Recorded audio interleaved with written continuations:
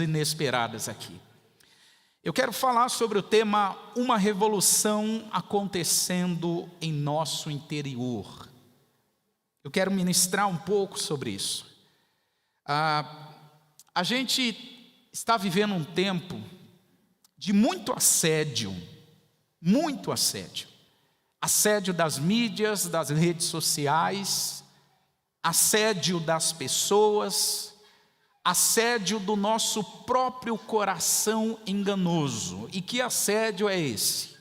É um assédio que tenta colocar os nossos olhos nas grandes mudanças externas, quando na verdade as maiores, mais profundas e mais poderosas mudanças acontecem no nosso interior.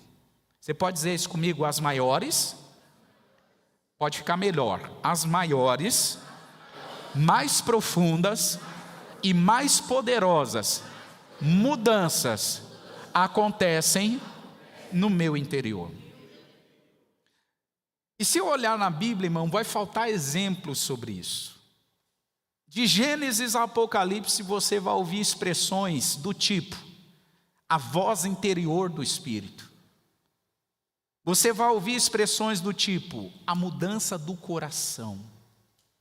Você vai ouvir expressões do tipo a mudança da mente.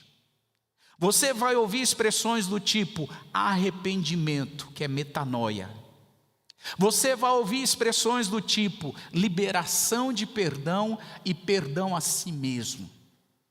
E se você for observar, tudo isso trata-se de mudanças interiores. Então preste atenção nisso. Quando eu falo que uma revolução está acontecendo no nosso interior, eu estou apontando esse sentido. Que sentido, pastor? Precisamos manter o foco e não nos distrairmos com relação ao que Jesus está fazendo dentro de nós. Se há algo que eu posso clamar e apelar para você é o seguinte: não se distraia sobre o que Jesus está fazendo dentro de você. Não se distraia. Porque a tendência nossa é se distrair. É olhar as coisas que acontecem do lado de fora e menosprezar e diminuir as coisas que acontecem do lado de dentro. Muitas vezes as coisas que acontecem do lado de dentro para nós são pouco relevantes, pouco expressivas, e a gente fica pensando, Deus está fazendo na vida do irmão, na vida da irmã, na vida do ciclano, na vida da fulana, mas não está fazendo na minha. E a gente não percebe que o Espírito Santo está promovendo uma revolução no nosso interior. Eu quero ler com você um texto bíblico, João capítulo 7, veja comigo o verso 37. João 7, 37. E no último dia, o grande dia da festa, Jesus se colocou em pé e clamou, dizendo: se alguém tem sede, venha a mim e faça o quê? Quem crê em mim, como diz as Escrituras, do seu interior correrão rios de águas vivas. Verso 39. E ele disse isso e isso disse ele do Espírito, que haviam de receber os que nele crescem, porque o Espírito Santo ainda não foi dado, porque Jesus não tinha sido ainda glorificado. O texto no versículo 37 começa dizendo que no último dia é o grande dia da festa. E o Edson me ajudou muito aqui nessa noite. Edson, eu te amo, meu irmão. Deuteronômio 16 fala sobre as 3 grandes festas que o judeu tinha obrigação de subir a Jerusalém todos os anos. Festa do tabernáculo, festa da Páscoa e festa dos Pentecostes. Essas 3 festas eram agenda obrigatória, compulsiva a cada judeu. Ele tinha que ir pelo menos em uma dessas 3 festas. Independente da distância, independente do tempo que ele ia gastar, independente se ele estava sobrando dinheiro ou ele estava duro, não importa, ele tinha que ir. Era imposição da lei, e o Edson leu isso aqui para nós em Deuteronômio 16:16.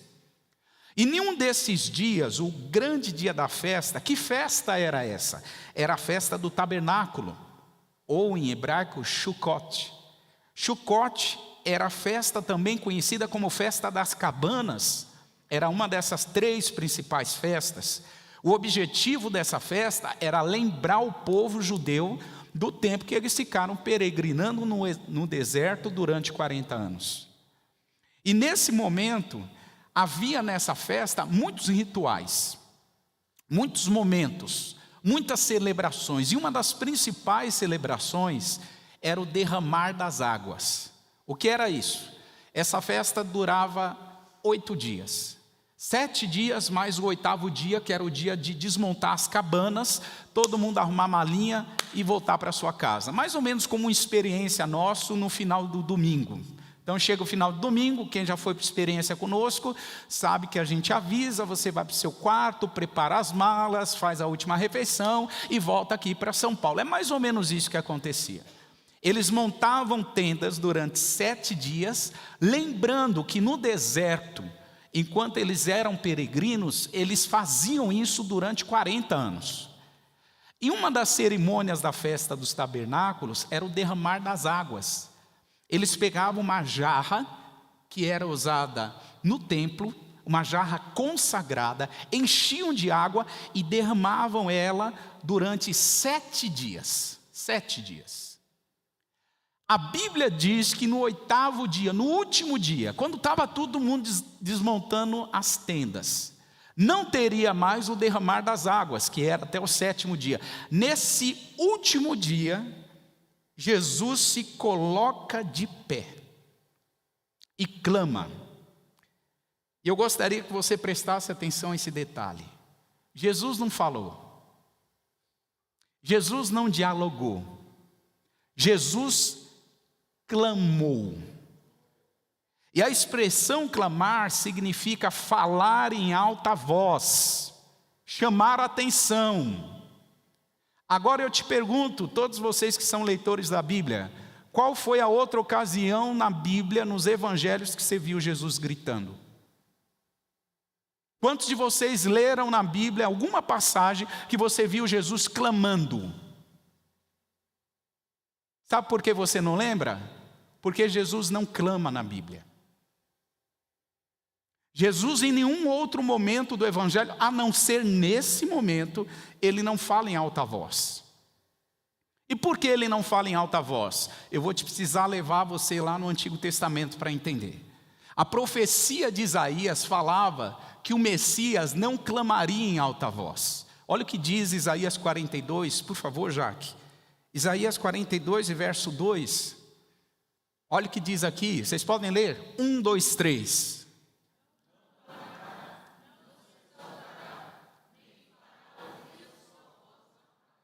Isaías, 700 anos antes de Cristo vir ao mundo, ele está profetizando sobre o Messias, e ele diz que uma das características do Messias era não levantar a voz.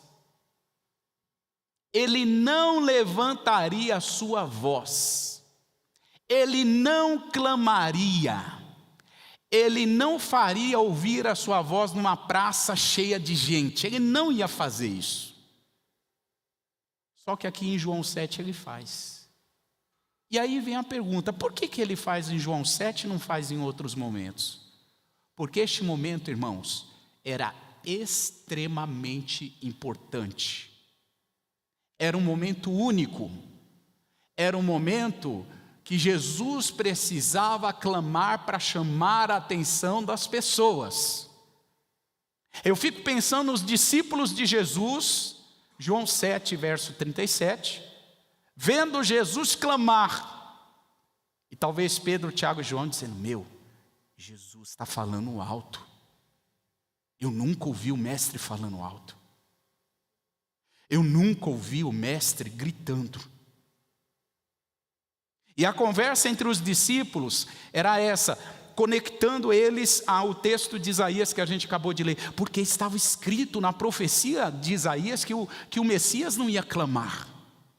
Então imagine, irmãos, o assombro entre os discípulos ao ver Jesus levantando a voz. Então se ele levanta a voz, é porque é algo extremamente importante. E o que é tão importante, pastor?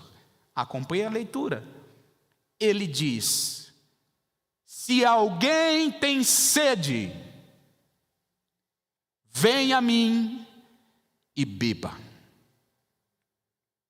Jesus grita isso. Jesus clama isso.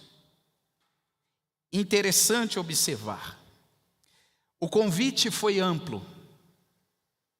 Foi muito amplo.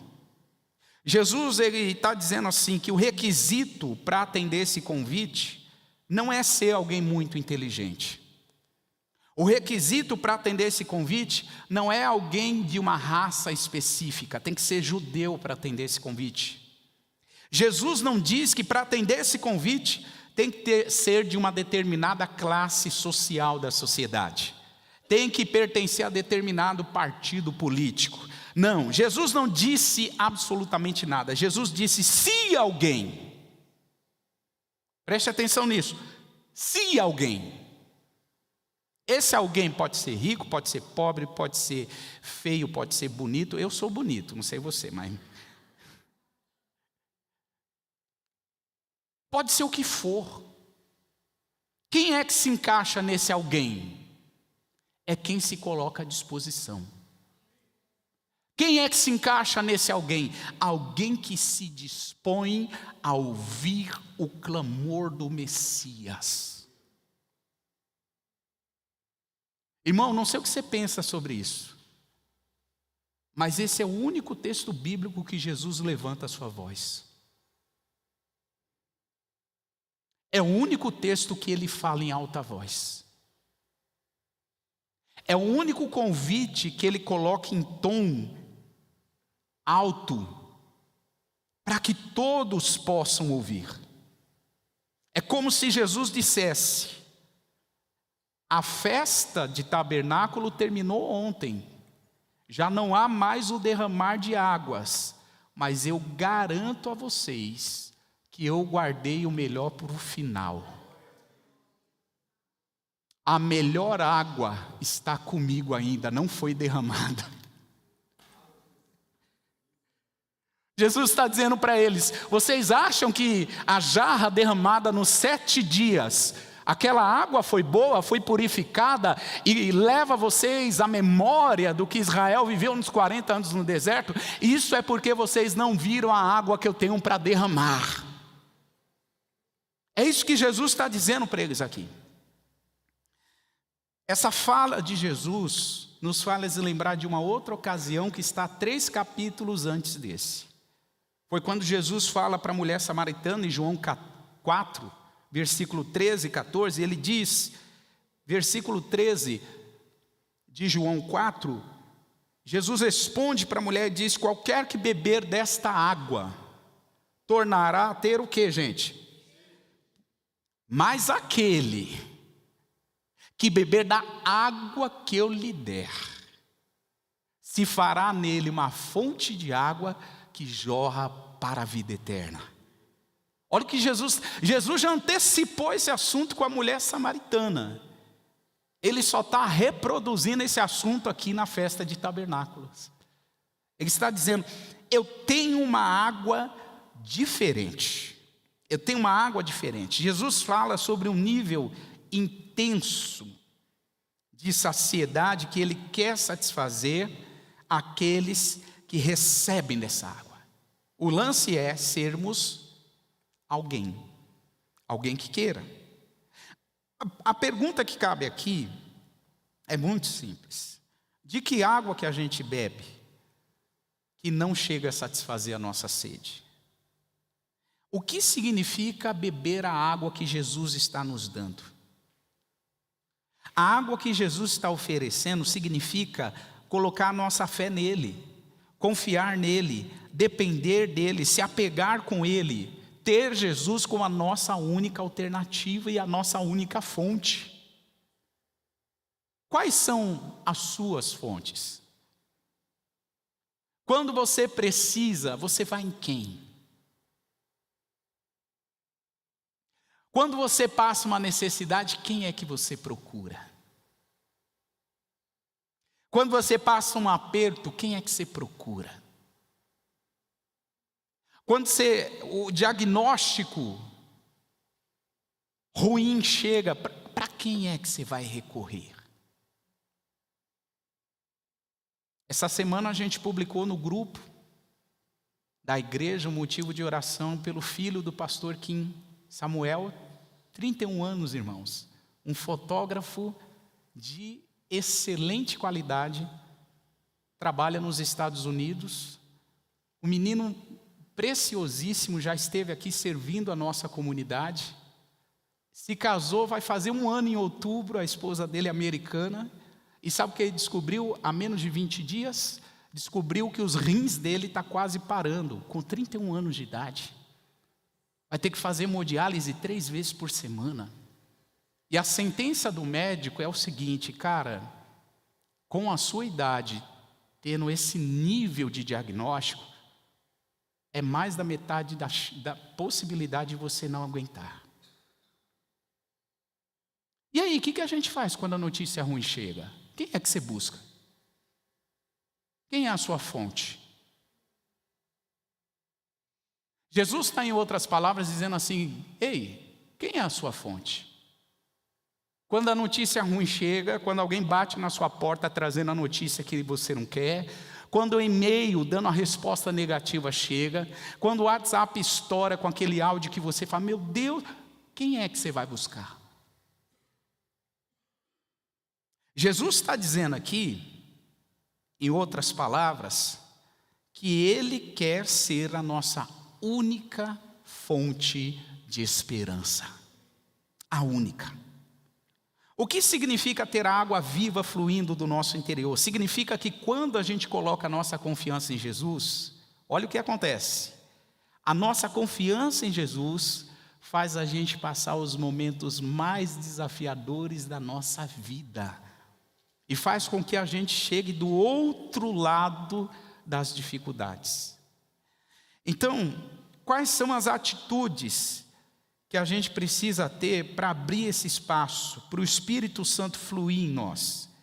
Para a água viva entrar, e preste atenção no texto, Jesus disse que a água viva entra, mas a água viva também flui. Diga isso comigo, a água viva entra, mas a água viva flui.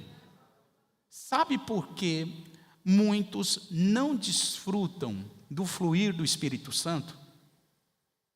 Porque eles acham que aquilo que o Espírito Santo está fazendo na vida deles é só para eles. Não tem a ver com os outros. Como Edson colocou aqui, não tem a ver com a sua família, não tem a ver com a sua comunidade, não tem a ver com a sua vizinhança. E aí esse fluir do Espírito Santo fica retido, paralisado. Tem algumas propostas que eu acho maluca.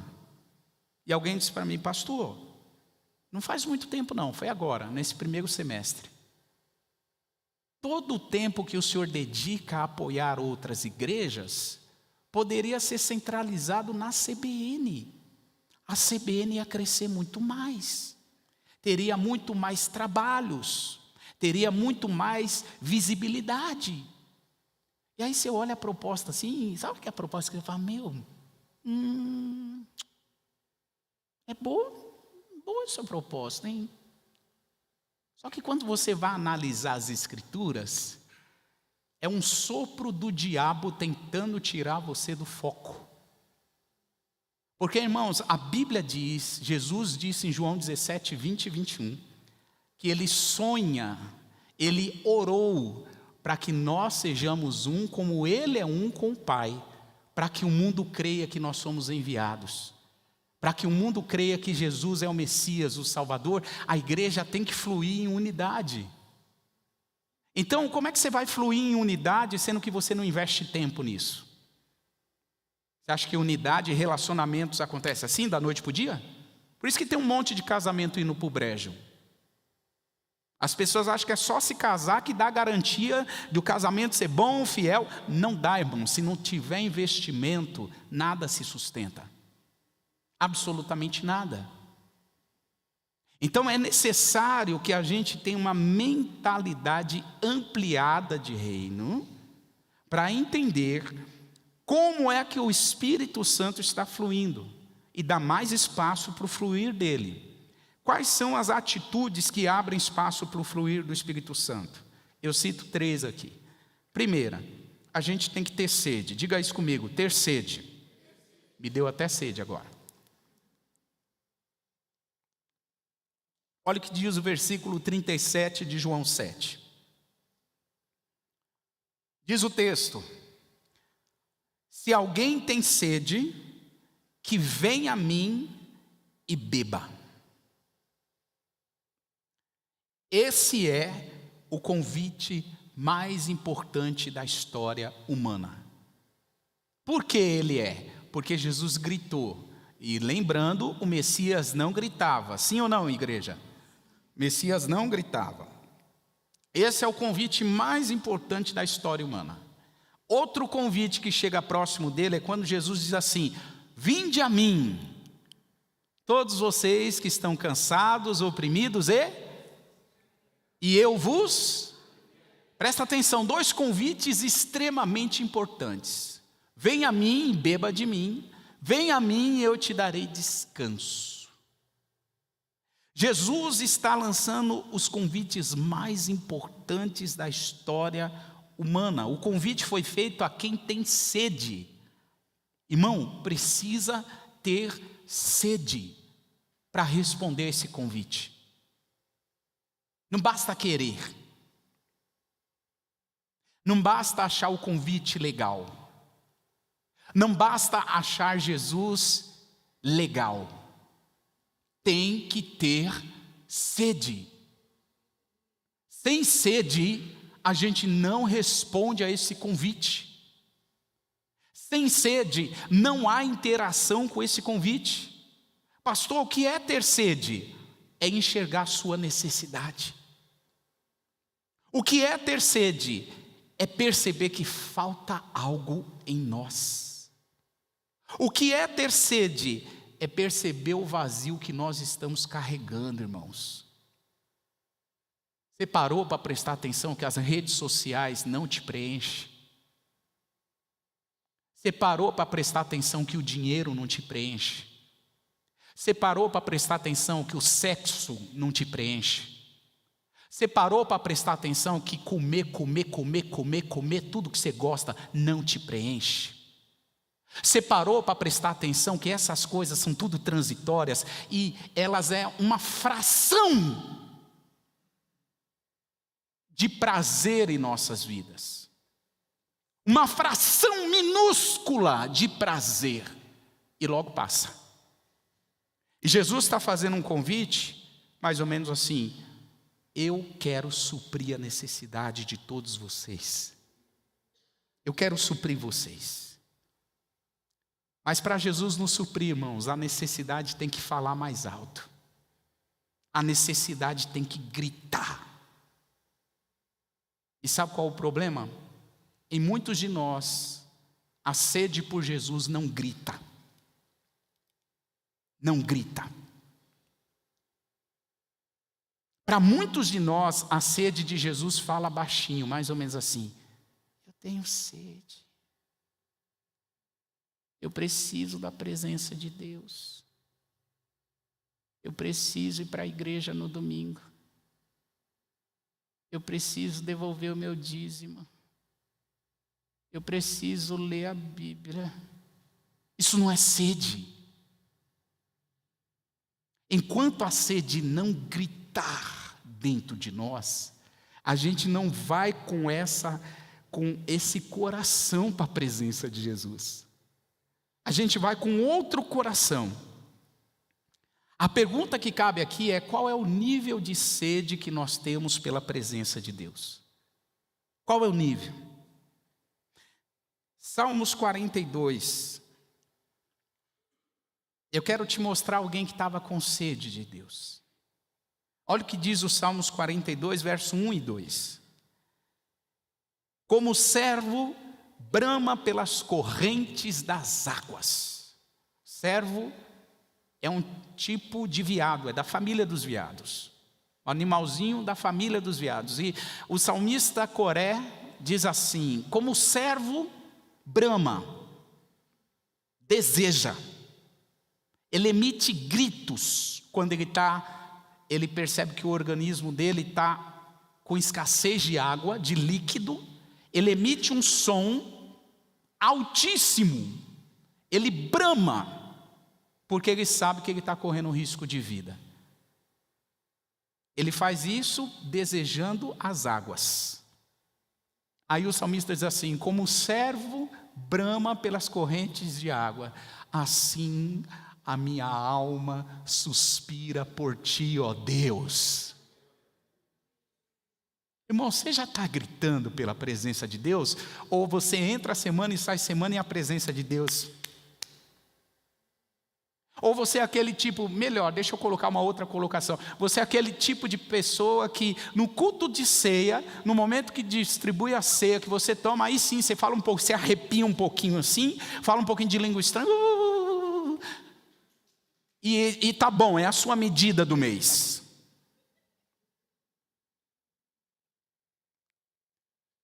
Você não chegou no nível de sede que a Bíblia comenta. Não chegou no nível de sede que a Bíblia comenta. A palavra está falando como o servo grita, porque está faltando líquido no metabolismo dele, está faltando água, ele grita. A gente precisa ter sede e gritar pela presença de Deus. A nossa alma precisa suspirar, ter sede, desespero. Versículo 2. Por favor, lê esse texto. 1, 2, 3.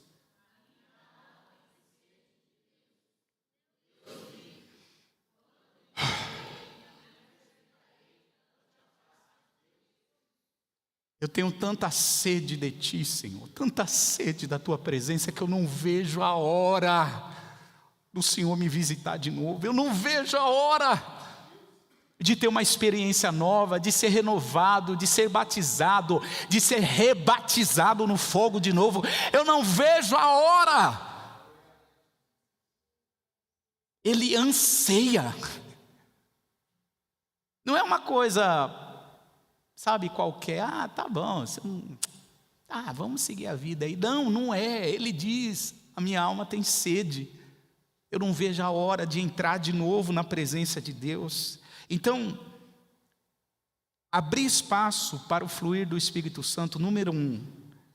Para isso acontecer, precisamos ter sede. Número 2, precisamos crer em Jesus.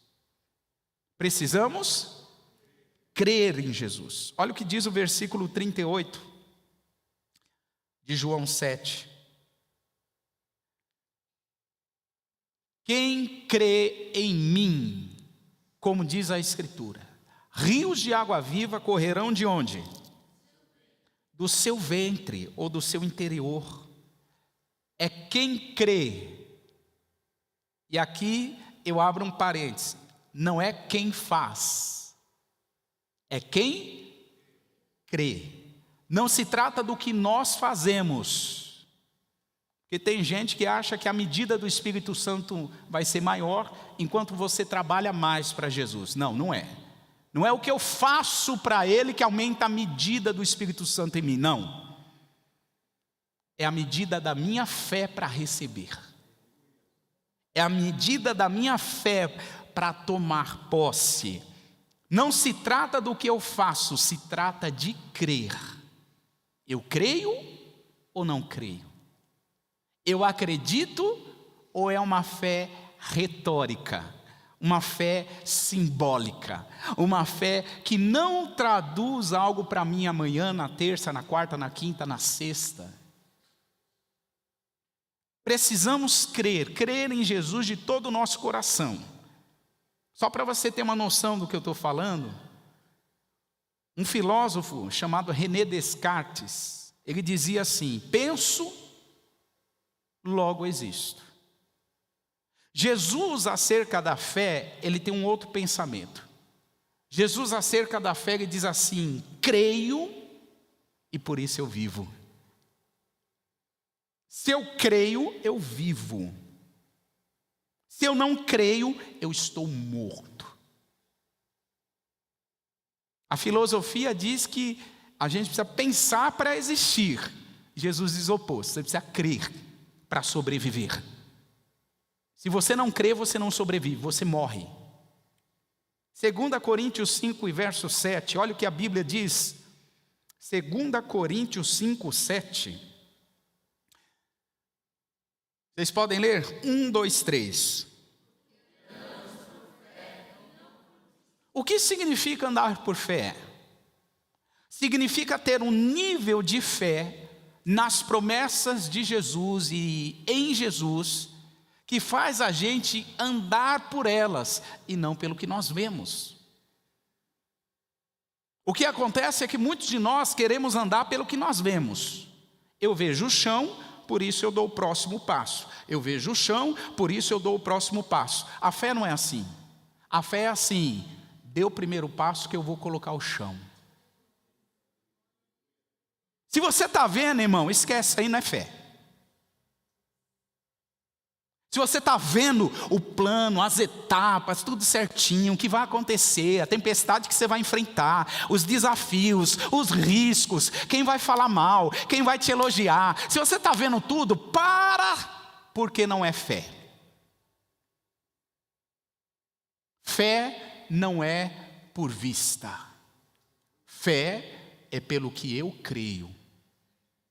Eu não estou vendo o chão, mas eu vou botar o pé.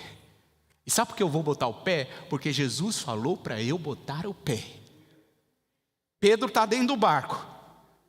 Jesus vem andando sobre as águas. A princípio, Pedro acredita que é um fantasma. E aí, naquele momento que ele vê Jesus, Jesus diz para ele que é Pedro. E Pedro diz: Senhor, se és tu, manda-me ter contigo sobre as águas. O que o Pedro faz? Ele ouve de Jesus: vem. E o que o Pedro faz, irmãos? Salta do barco e começa a andar sobre as águas. Ele começou a fazer um caminho no meio das águas. Para cada passo de Pedro, Jesus ia colocando chão. Se você está vendo tudo, irmão, chama de qualquer coisa menos de fé. Menos de fé. Porque andamos por fé e não por vista. É esse nível de fé que Jesus espera em nós para o fluir do Espírito Santo acontecer. Hebreus 10, 38. Hebreus capítulo 10, verso 38. Por favor, 1, 2, 3.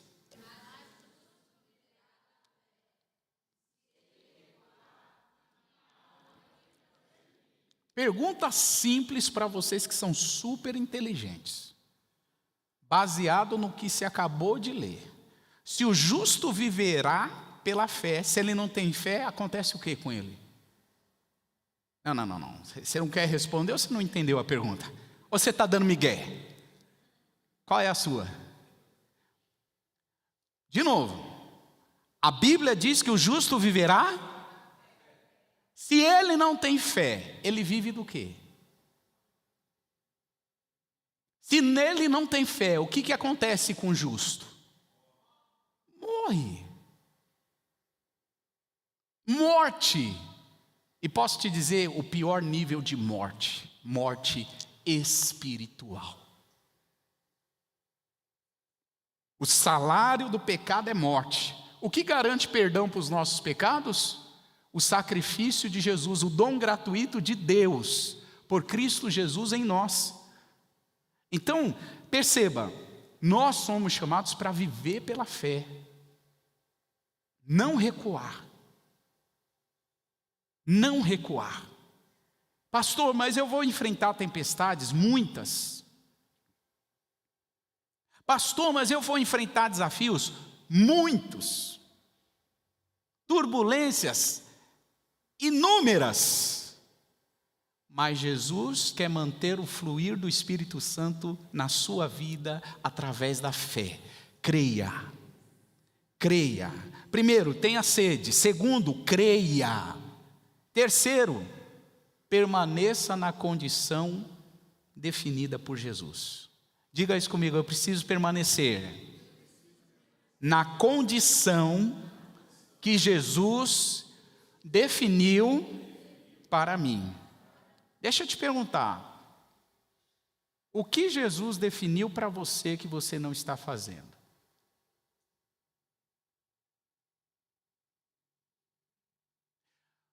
Tudo que Jesus define para nós que a gente não faz, se transforma em uma zona de risco para Satanás intervir. Eu vou repetir isso para ficar bem claro e vou repetir bem lento. Tudo aquilo que Jesus definiu para nós fazermos e nós não fazermos, nós nos projetamos numa zona de risco, num espaço para Satanás interferir em nossas vidas. Tudo. Pastor, isso está na Bíblia? Sim. Efésios 4, 27. E eu quero depois te mostrar um exemplo de quem teve uma condição definida por Jesus e decidiu se manter. Efésios 4, 27. Por favor, leiam. 1, 2, 3. Não vai dar tempo de explicar o capítulo 4 todo, mas depois você pode ler em casa. Capítulo 4 vai mostrar sobre o estilo de vida cristão, a unidade cristã. O Paulo vai dizer, não mintam uns aos outros, perdoem, sejam amorosos, sejam perdoadores, está tudo lá. E aí Paulo inverte o jogo e diz assim, não ousem fazer algo diferente disso. Porque se vocês ousarem, vocês estão dando lugar para o diabo. Quando a gente não fica no que Jesus definiu para nós, a gente está dando espaço para o diabo, irmão. A gente está abrindo espaço para influências que às vezes a gente não vai ter condição e capacidade espiritual de combater, porque a gente saiu da posição que Jesus definiu. Deixa eu te dar um exemplo disso para ficar ainda mais claro. Lucas 24, e verso 48. Olha o que diz a palavra. Lucas 24, 48. E dessas coisas sois vós testemunhas. E eis que sobre vocês envio o que, gente? Terminou aí o versículo? Terminou aí o versículo? O que ele disse?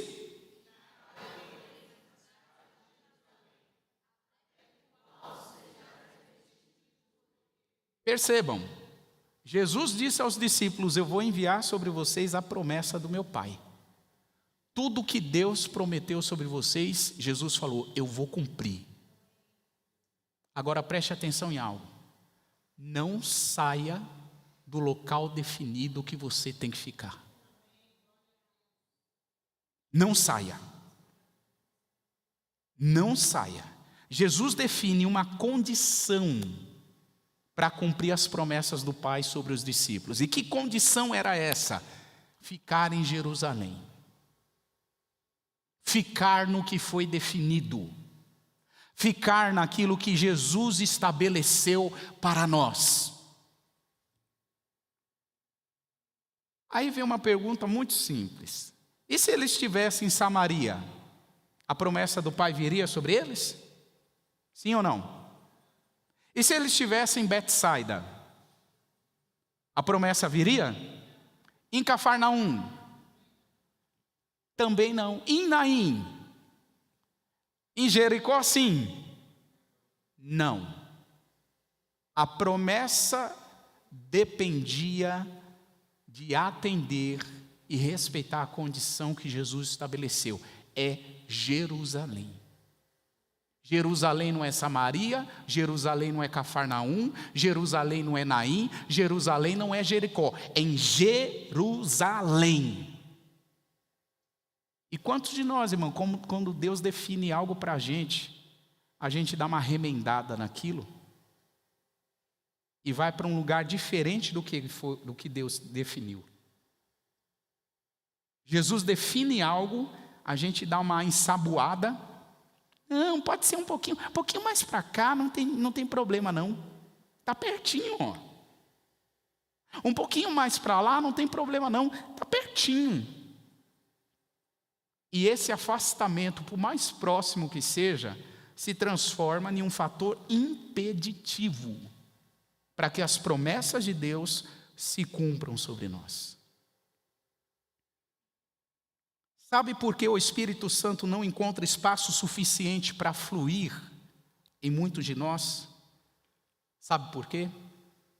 Porque a gente quer mudar as condições que Jesus definiu. A gente quer ajustar. Ai, pastor, eu gosto de conversar com crente nostálgico. Pastor, eu não vejo milagres como havia na igreja primitiva.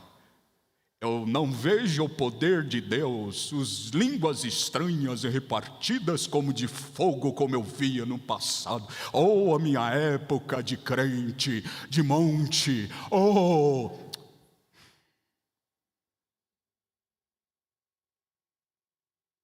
Você está ficando onde Jesus te mandou ficar? Você está fazendo o que Jesus te mandou fazer? Você está tendo um nível de sede que Ele quer que você tenha dele? É fácil arrumar culpado, irmão. É fácil. Como é fácil. Como é simples a gente dizer, o problema é o outro. O problema é que em outros tempos era melhor. Respeite a definição que Jesus colocou sobre ti. E você vai ver um nível de fluir do Espírito Santo que você jamais desfrutou. Você vai ver coisas grandes ganhando forma na sua vida. Você vai ver promessas sendo aceleradas. Agora a gente trata tudo engambelado, ensaboado, e você quer que Deus cumpra a promessa? Ah, irmão, vamos crescer.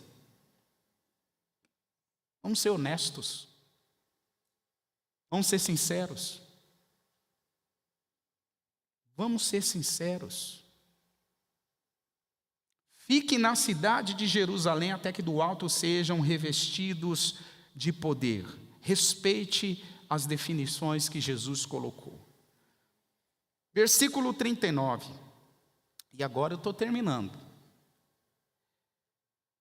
Jesus, ele falou assim no verso 39, acompanhe comigo, João 7, 39, por favor, Jaque. E isso disse ele do Espírito, que haviam de receber, quem, gente? Os que nele crescem, porque o Espírito Santo ainda não foi dado, porque Jesus não tinha sido ainda. De qual glorificação está sendo falada aqui? Da morte, ressurreição e ascensão de Jesus aos céus. Essa é a glorificação de Cristo. Ele morrer pelos nossos pecados, Ele ressuscitar pela nossa justificação e Ele subir assunto aos céus para enviar o Espírito Santo sobre cada um de nós. A boa notícia, irmãos, a glorificação de Cristo já aconteceu. Cristo já completou a obra perfeita. O que a gente precisa agora é dar permissão, é dar espaço, é permitir o Espírito Santo fluir com águas vivas no nosso interior. Precisamos beber dessa fonte. Precisamos ir a essa fonte com sede. Precisamos ir a essa fonte não saturados, mas com sede. Alguns dias atrás, eu percebi um comportamento estranho na minha vida.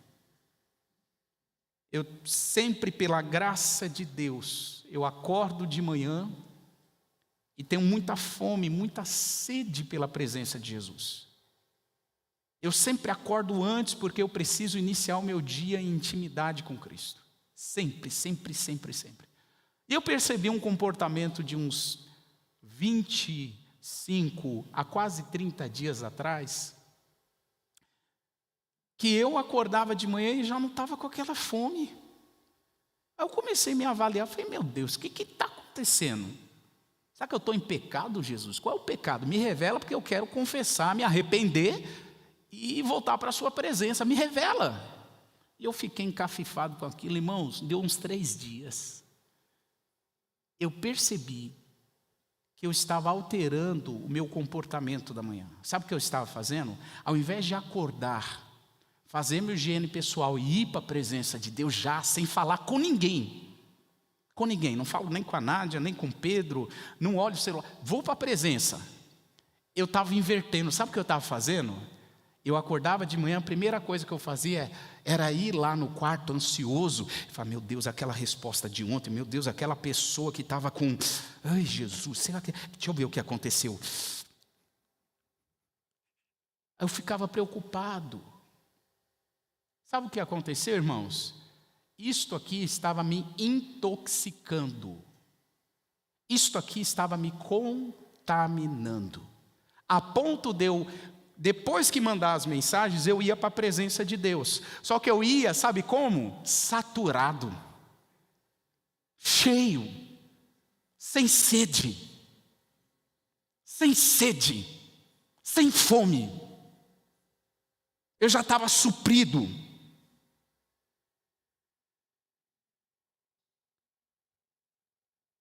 Eu pedi perdão para o Senhor. Eu disse, Jesus, me perdoa por querer fazer aquilo que o Senhor não mandou eu fazer. Eu tenho uma direção muito clara de Deus para a minha vida. Que o meu lugar é na presença de Deus nas primeiras horas do dia. E para isso eu me preparo e acordo muito tempo antes. E por causa dessa distração, irmão, de verdade, eu estava indo para a presença de Deus sem sede. Por que eu estou compartilhando isso aqui com você nessa noite? Existem os ladrões da sede. Aquilo que te satura facilmente. Podemos ministrar isso numa outra ocasião. Mas o que eu quero que você saia daqui nessa noite entendendo. Jesus quer restaurar um fluir poderoso do Espírito Santo na sua vida. E para isso acontecer, 3 coisas você precisa ter. Número 1, sede. Número 2, crer em Jesus. Ter Ele como sua única fonte. E número 3, permanecer na condição que Ele definiu para você. Não invente moda. Eu quero ser rasgado aqui para você entender. Não inventa moda. Fica no que Jesus falou para você. E certamente o fluir do Espírito Santo vai aumentar cada vez mais. Eu quero orar com você nessa noite. Por favor, se coloque de pé.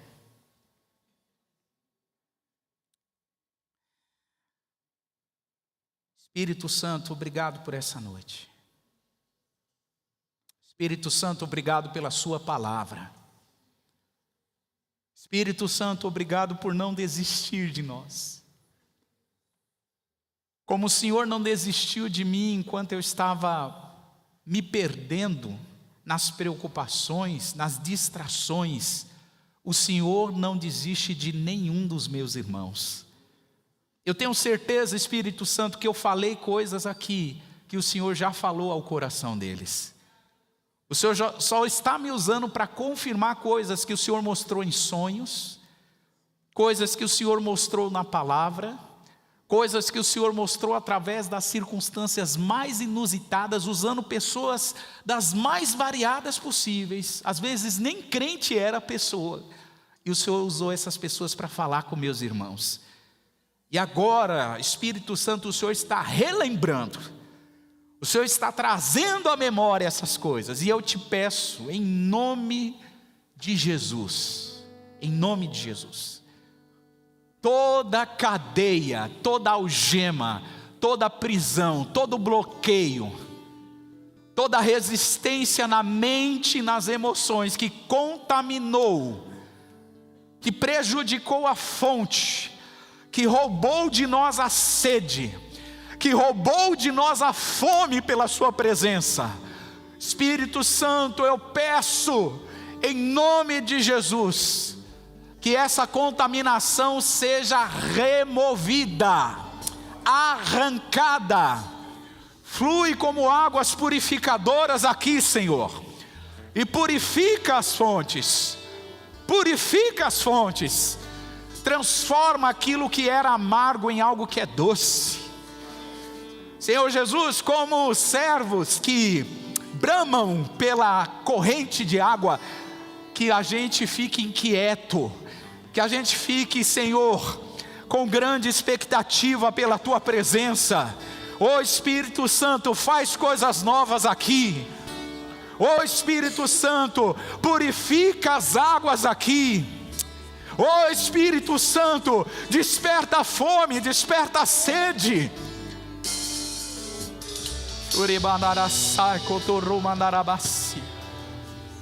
Desperta-nos, porque no grande dia, o 8º dia, o último dia de tabernáculo, o Senhor levantou a voz e disse: se alguém tem sede, venha a mim e beba. E nós respondemos aqui, Senhor, nós respondemos daqui, Senhor, nós temos sede, e vamos a Ti, vamos beber. Vamos beber, vamos beber, vamos beber, vamos nos saciar, vamos nos completar, vamos nos satisfazer. Oh Jesus, sacia a nossa sede. A sede que temos não é pelo dinheiro, a sede que temos não é pelo reconhecimento, a sede que temos não é pelos elogios das pessoas, a sede que temos não é por nada disso, não é pelo sexo, não é pela fama. A sede que temos é por Ti.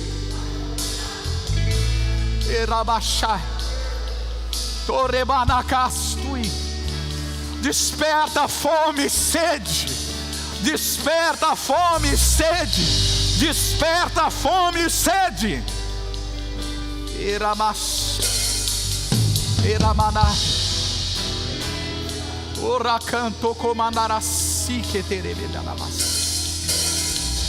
Oh Jesus, nós clamamos por isso. Igreja, levante as suas mãos, clame por isso, clame por mais de Jesus, clame pelo fluir das águas. Essa fonte é uma fonte inesgotável, essa fonte nunca seca, essa fonte nunca para, essa fonte nunca termina. Vamos, clame por mais, clame por mais, clame por mais. Oh, Shire cantor mandarabassure do comandarabandarabass.